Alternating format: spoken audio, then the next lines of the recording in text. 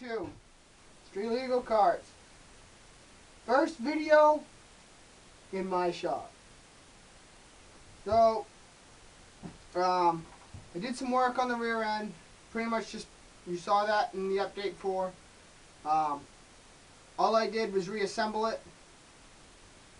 There was a couple of things that I found that I think you should know when you're reassembling it.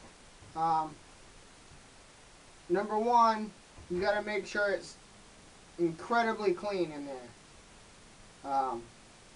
And don't forget to put the grease back in. And if you're using a inner shield wire on your welder, don't forget to knock all the slag off your welds before you close up your rear end. Alright? So, cleanliness, don't forget your slag, and don't force anything are the 3 most important things to keep in mind. Alright? Now, I came across a problem, and I found a remedy, and I don't even know how I thought of it. So let me show you that.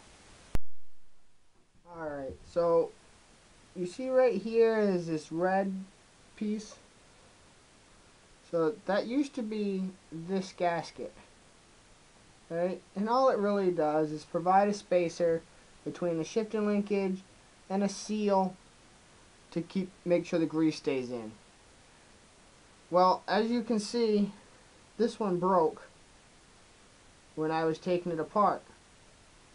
Well, actually, this piece just fell off and then I took it apart. But that right there is air hose, the big air hose. And it didn't fit over it easy. You kind of had to gently stretch it to put it on. But it works great, and I put a little washer on top of it to compress it a little. There's a tip.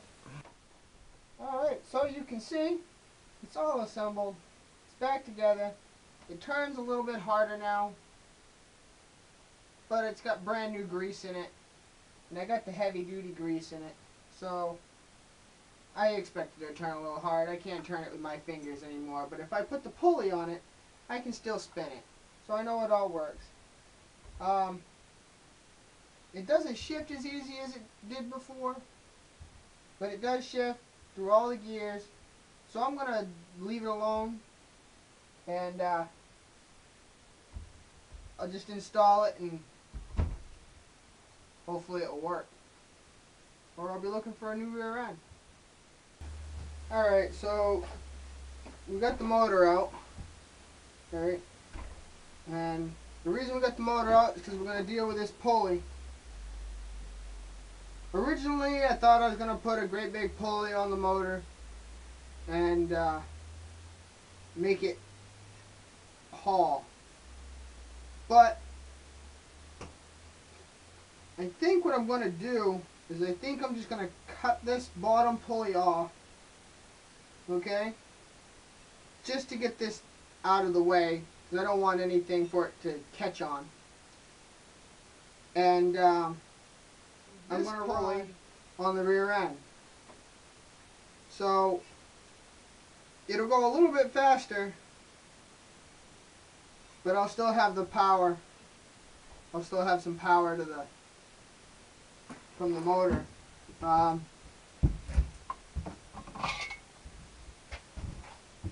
Just to help you compare, this is what came on the rear end, on the transaxle, and this is what I'm putting on it.